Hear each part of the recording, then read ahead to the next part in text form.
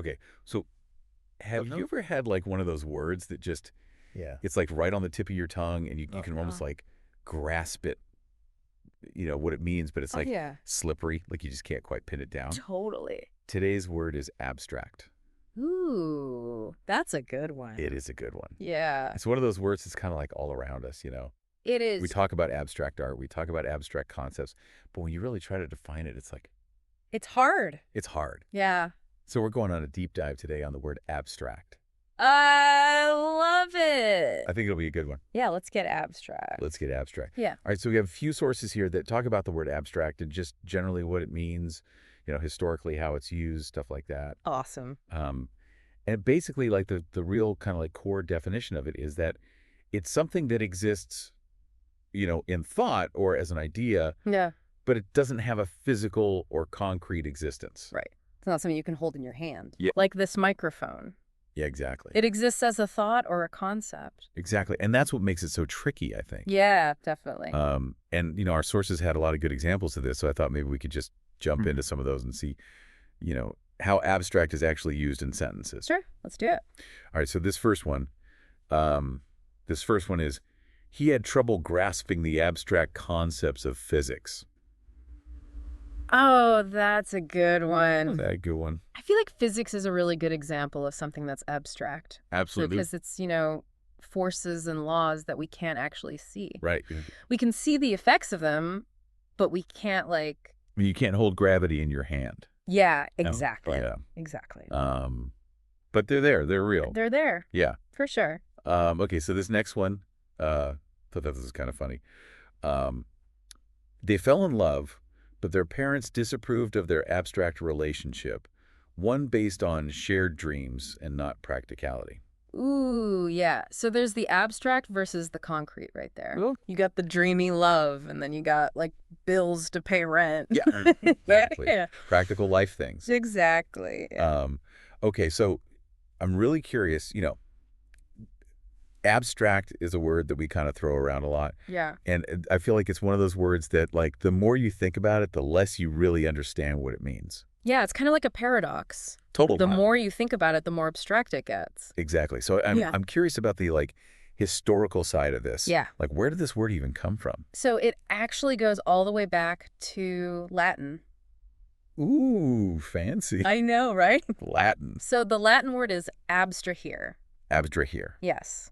And that basically means to draw away To draw away. or to pull away. So Yeah. it's literally like you're taking an idea and you're pulling it away from... Interesting. So, like, extracting an idea. Exactly. Okay. Extracting an idea from something physical. So it kind of makes sense then that, we use abstract to talk about things that aren't physical. Yeah, absolutely. Because we're, like, pulling that idea away from the concrete. Exactly. Interesting. Okay. So that meaning kind of evolved over time. Okay. It started in philosophy, Uh-huh. where thinkers would use abstract to talk about separating ideas from the material world. So, like how Plato talked about, like, the ideal forms, like the perfect Yeah. chair or the Yeah. perfect It's whatever. a perfect example. Okay, cool. But then, abstract started showing up in other fields. Like by the 20th century, Oh. it was everywhere in art, which Yeah. gave us abstract art. Abstract art. Yeah. Okay. So it's really interesting how that one word kind of, Yeah, it's like transcended. yeah, it's gone from philosophy to Yeah, totally. art and, even our everyday language. Right. And speaking of, like, how we use it, Mhm. I noticed that, abstract can be used in a lot of different forms. Yeah, definitely. So, like, one source mentioned that it can be a verb. Right. You can, like, abstract something. Yep. Which means to consider something theoretically or separately from something else. Right. Like if you're writing a research paper, Yeah. you might abstract data from a bunch of different sources Oh. to get to like the main point. Interesting. Yeah. And then, of course, we have abstraction, which is like the noun form, Yes, the noun form. which can refer to, like, the act of abstracting something, Actually, or it can refer to the abstract idea itself. Exactly. And then we have abstracted, Ooh, yes. which is like, one of my favorite words. I love that one. Yeah. Because it's like when you're He's just just lost and lost in thought, completely zoned out of the real world. like daydreaming in a meeting Yes, exactly. and your boss thinks you're not paying attention. You're just like in your own little So world totally, yeah. thinking about abstract things. Abstract things, exactly. And then, our sources also mentioned some like common pairings that go with abstract. Yes. So like abstract concept is one Yeah. abstract idea. Abstract thinking, Oh, abstract thinking. That's a good one. abstract reasoning. Yeah, All these are really important skills in so many different areas, totally. from science to art to just problem solving. Yeah, for sure. Yeah. And, to really illustrate this idea of abstract, Mm. one of our sources gave this really cool word illustration. Okay, I like word illustrations. I do too. Lay it on me. Okay, so imagine you're standing in a museum Okay. and you're looking at a Jackson Pollock painting. Ooh, a classic. It's one of those, really famous ones where it's just like a chaotic explosion of colors and lines just like splattered all over the canvas. Yeah.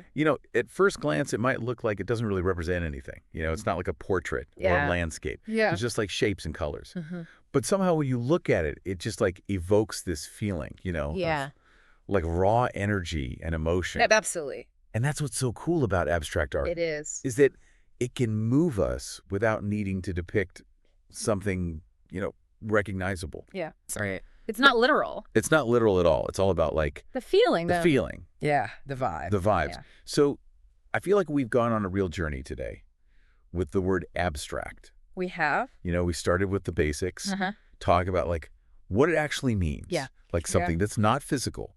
It's like an idea or a thought. Right. We talked at its history. We talked about how it's used in different forms. All forms, yeah. And we even like connected it to abstract art And those geek vibes. and those good vibes. Exactly. Yeah. So I think it's really cool how, one word can have so much depth and complexity to it. Absolutely. And I think that brings us to a good question for our listeners. Ooh, I like it. What abstract ideas resonate most with you? Yeah. You know what unseen things hold value in your life? That's a good question. Yeah, something to think about. Because I feel like abstract is something that like we all kind of deal with on a daily basis, Absolutely. It's everywhere. whether we realize it or not. Yeah, So yeah, I think that's a great place to leave it. it is. So keep thinking, keep exploring, and we'll see you next time on The Deep Dive. Bye, everyone.